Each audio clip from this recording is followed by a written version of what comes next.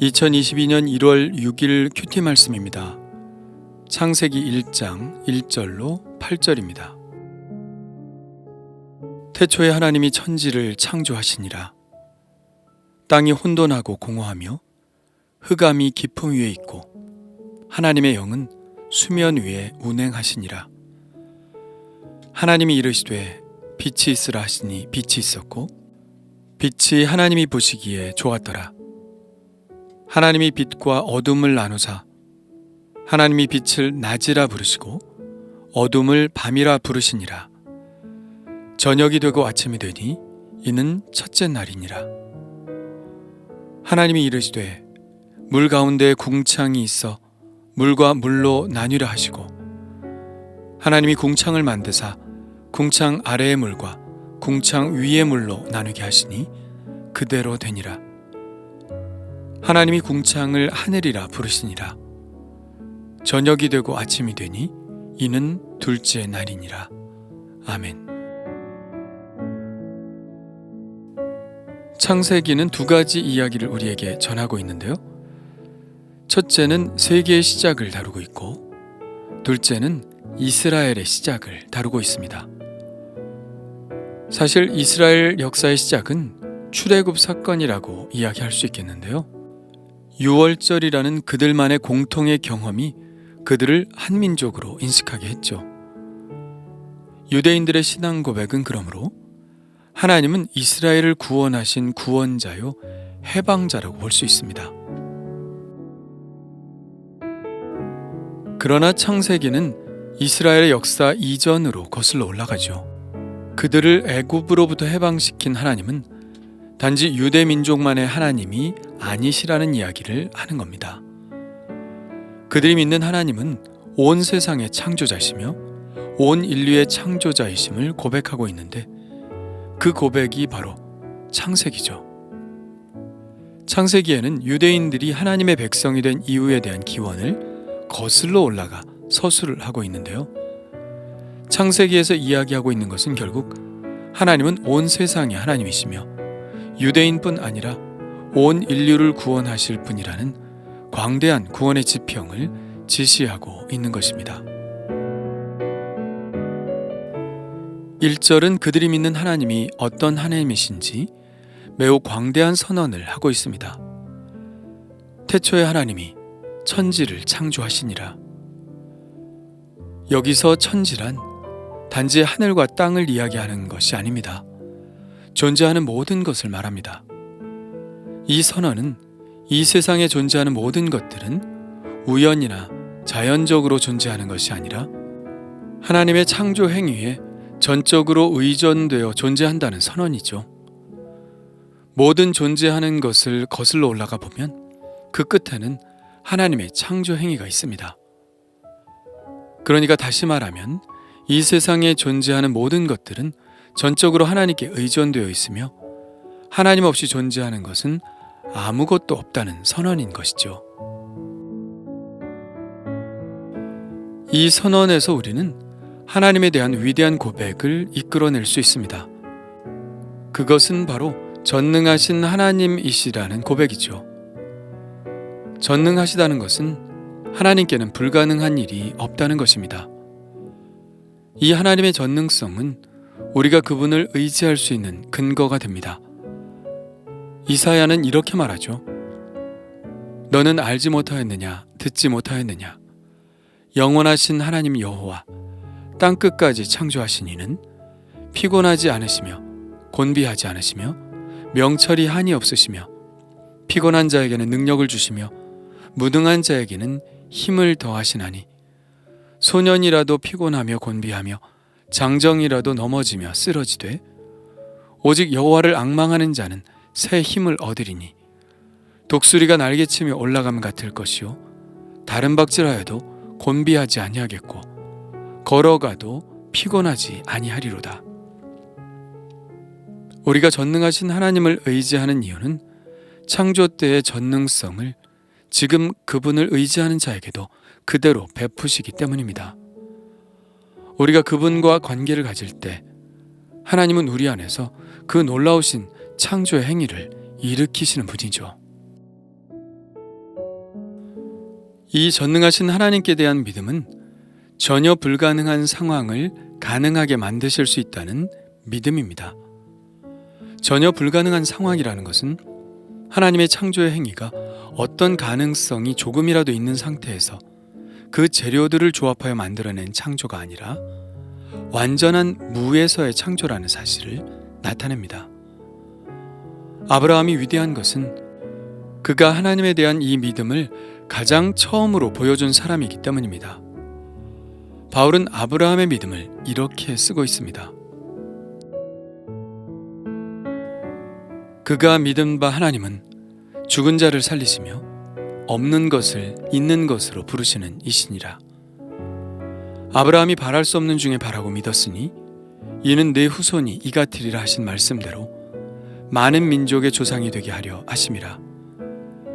그가 100세나 되어 자기 몸이 죽은 것 같고 사라의 태가 죽은 것 같음을 알고도 믿음이 약하여지지 아니하고 믿음이 없어 하나님의 약속을 의심하지 않고 믿음으로 견고하여져서 하나님께 영광을 돌리며 약속하신 그것을 또한 능히 이루실 줄을 확신하였으니 그러므로 그것이 그에게 의로 여겨졌느니라. 아브라함이 믿었던 하나님은 없는 것을 있는 것으로 부르시는 이였습니다. 무에서 유를 창조하시는 분, 완전한 불가능성에서 완전한 가능성을 이루시는 분이었습니다. 하나님의 창조가 어떻게 가능하냐고요? 매우 단순합니다. 하나님은 전능하신 하나님이시기 때문이죠. 이것이 우리가 그분을 믿는 이유입니다. 2절은 하나님의 창조 이전의 상태를 매우 간단하게 쓰고 있습니다. 땅이 혼돈하고 공허하며 흑암이 깊음 위에 있고 하나님의 영은 수면 위에 운행하시니라. 혼돈이라는 단어는 형체가 없다는 뜻이고 공허하다는 것은 그야말로 아무것도 없는 상태를 말합니다. 텅 빈 진공의 공간을 말하죠. 그렇게 아무런 형체도 없고 텅 빈 공간은 어둠과 넘실거리는 물로 덮여 있었습니다. 그리고 하나님의 영은 그 수면 위를 운행하셨죠. 여기서 나타나는 물은 지금 우리가 생각하는 물과는 다릅니다. 소위 혼돈의 바다라고 불리는 이 물은 혼돈이나 공허나 어둠이라는 단어와 같은 의미를 가지고 있습니다. 고대인들에게 바다란 혼돈의 세력이었죠. 아마도 뱃사람들이 경험한 삼키는 파도라던가 큰 홍수, 범람하는 물이 사람들에게 두려움을 주었고 언제 어떻게 바뀔지 모르는 예측 불가능성이 바다를 혼돈 그 자체로 보았을 것입니다. 그래서 성경에서도 바다를 리워야단, 곧 혼돈의 괴물로 표현하기도 하죠. 그리고 하나님의 창조의 이야기는 이 혼돈의 힘을 제압하시고 질서를 만드시는 분으로 묘사되고 있는 것입니다. 하나님의 영이 수면 위에 운행하신다는 말씀은 이제 이 모든 혼돈과 공허와 어둠 가운데 있는 이 세계 속에, 아니 정확히 말하면 이 세계 이전의 혼란의 상황을 이제 정리하시기 위한 하나님의 움직임이 시작되었다는 것입니다. 여기서 영이란 루아흐, 곧 바람이나 숨을 말하는데요. 단순한 공기의 움직임을 이야기하는 것이 아니라 생명을 창조하는 하나님의 숨을 말합니다. 창조의 기운이라고 말할 수 있겠죠. 이 영이 수면에 운행하시는데 여기서 운행이라는 말은 단순히 움직인다는 뜻이 아니라 알을 품다라는 원뜻을 가지고 있는 말입니다. 모든 동물의 어미들이 알을 품고 생명이 태어나기를 기다리듯이 하나님은 이제 이 세계라는 생명의 잉태를 준비하고 계시다는 암시를 주고 있는 것이죠. 드디어 하나님의 창조가 시작되는데요. 하나님의 창조는 하나님의 입에서 나오는 말씀으로 시작됩니다. 하나님이 이르시되 빛이 있으라 하시니 빛이 있었고, 창조의 재료는 아무것도 없기에 오직 존재하는 유일한 것이라고는 오직 하나님의 존재밖에 없기에 하나님의 창조는 오직 말씀으로 이루어집니다. 그 말씀 안에는 창조주의 지혜가 숨겨져 있죠. 하나님의 치밀한 설계의 이성은 오직 말씀을 통해 표현되고, 그 말씀이야말로 무에서 유를 창조하는 유일한 권능인 것이죠.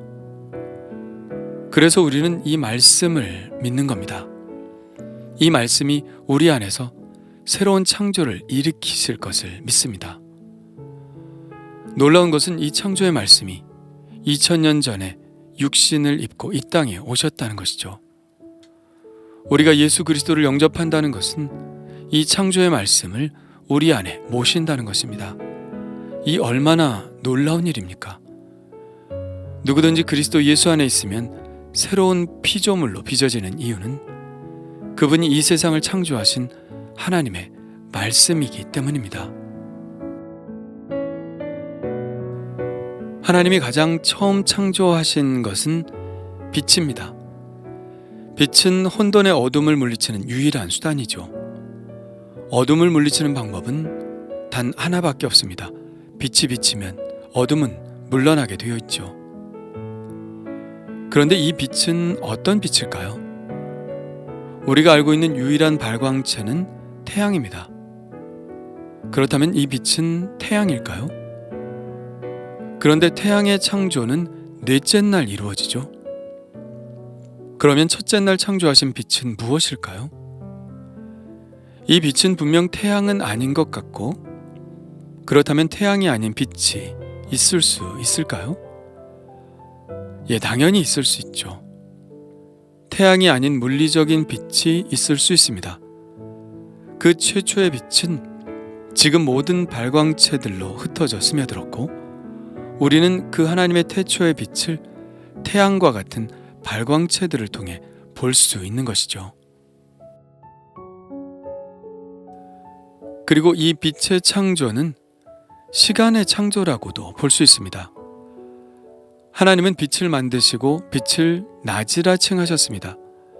이 낮이라는 단어는 날이라는 단어와 같습니다. 날은 빛이 비춰지는 기간을 말하죠.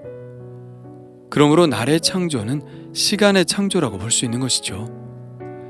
태초에도 시간이 있을 수 있었는지 모르지만 시간은 개념적인 용어이고, 시간이 물리적인 용어가 되기 위해서는 측정 가능한 사물이 있어야 하므로 시간은 하나님의 창조의 행위와 함께 시작되었다고 보아야 할 것입니다. 오전의 말씀도 시간의 창조를 뒷받침하지요. 저녁이 되고 아침이 되니 이는 첫째 날이니라. 드디어 시간이 흘러가고 있죠. 하나님은 이렇게 빛의 창조를 통해서 어둠의 세계를 밝음의 세계로 창조하시고, 무질서와 혼돈의 세계를 규칙과 질서의 세계로 창조하고 계심을 알 수 있습니다. 둘째 날 하나님은 물을 아래 위로 가르셨습니다. 첫째 날 하나님은 시간을 창조하셨다면, 둘째 날 하나님은 우리가 살아 숨쉴 공간을 창조하셨다고 볼 수 있겠죠. 물은 우리가 살 수 없는 공간이지만 그 공간을 분리하셔서 우리가 살 수 있는 공간을 마련해 주셨습니다. 그 사이의 공간을 궁창이라고 하는데, 궁창이란 둥근 천정을 말하지만 원문상으로는 단단히 다져놓은 것을 뜻합니다. 망치로 쳐서 넓게 편 금속 판 같은 것을 생각하면 됩니다. 옛날 사람들이 생각하기에는 하늘이 엄청나게 큰 둥근 지붕이나 접시 같은 것으로 보였겠죠. 그래서 그렇게 불렀습니다. 하나님은 그 궁창을 하늘이라고 칭하셨죠. 고대인들은 그 궁창 위에 하늘 바다가 있고, 그 물이 비가 되어 내리고 그 바다 위에 하나님의 거처가 있다고 생각했습니다. 시편 29편은 이 세계관을 반영한 표현을 쓰고 있죠.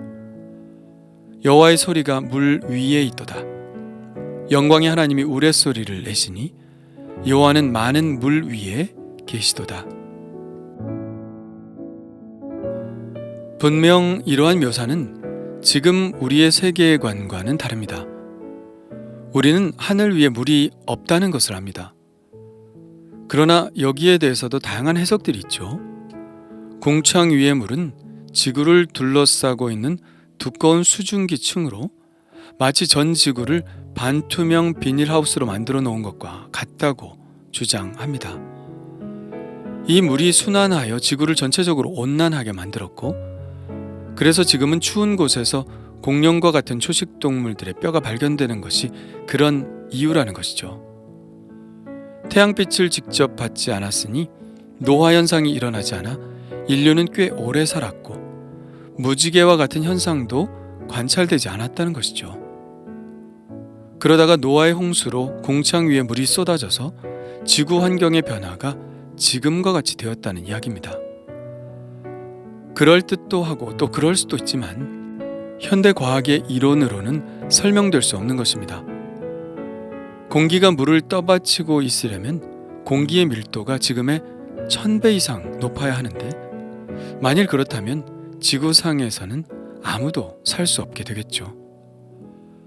그래서 억지로 이 말씀을 풀기보다는 이것은 고대인들의 세계관을 반영한 것으로 생각하고 이 말씀의 핵심 요점을 받아들이는 것이 좋습니다. 그것은 바로 하나님께서 그 광대하고 끝이 없는 하늘, 곧 우주를 창조하셨다는 것입니다. 우리가 보는 모든 것들은 이 창조의 이야기를 과학적으로 볼 수도 있고 문학적으로도 볼 수 있지만, 우리가 보는 것은 신앙적인 눈으로 보는 것이죠. 어떤 신앙인가요? 하나님이 천지를 창조하셨다는 사실에 대한 믿음이죠. 그 창조의 하나님이 바로 내가 믿는 나의 하나님이시고, 지금도 살아계셔서 내 안에서 창조의 역사를 계속하고 계시다는 사실입니다. 내 안에 있는 혼돈과 공허와 어둠을 물리치시고 밝은 빛을 비춰주시고 내 삶의 질서를 부여하시며 우리가 숨쉬며 살 공간을 만드셨다는 것. 우리는 자연적으로나 우연히 생겨난 것이 아니라 하나님의 전적인 권능의 말씀으로 되었다는 것을 오늘 말씀이 우리에게 증거하고 있는 것이죠. 우리는 더 이상 내가 사는 시간이 어떤 시간이며 내가 사는 이곳이 어떤 곳인지 혼란에 빠질 필요가 없습니다. 우리는 하나님의 만드신 시간과 공간 안에 살고 있고 하나님이 친히 만드시고 주관하시는 섭리 안에 살고 있기 때문이죠. 오늘 하루 이 하나님의 창조의 신비에 젖어들고 싶습니다. 그 능력과 아름다움을 찬양하고 싶습니다. 주님 감사합니다. 혼돈과 공허 속에 있던 저를 밝은 빛 가운데로 인도하신 그 은혜 감사드립니다. 하나님이 주신 귀중한 시간이니 이 날을 귀하게 보내게 하시고 하나님이 마련해 놓으신 공간이니 감사하며 살아가게 하여 주옵소서. 제 안에서 이미 새 창조를 이루신 주님, 늘 주님 안에 있고 늘 말씀 안에 있으므로 계속해서 제 안에서 착한 일들을 이루시옵소서. 오늘도 나의 창조주 하나님을 바라봅니다. 오직 주님을 앙망함으로 창조의 에너지가 저의 삶에 새 힘이 되게 하여 주옵소서. 예수님의 이름으로 기도합니다. 아멘.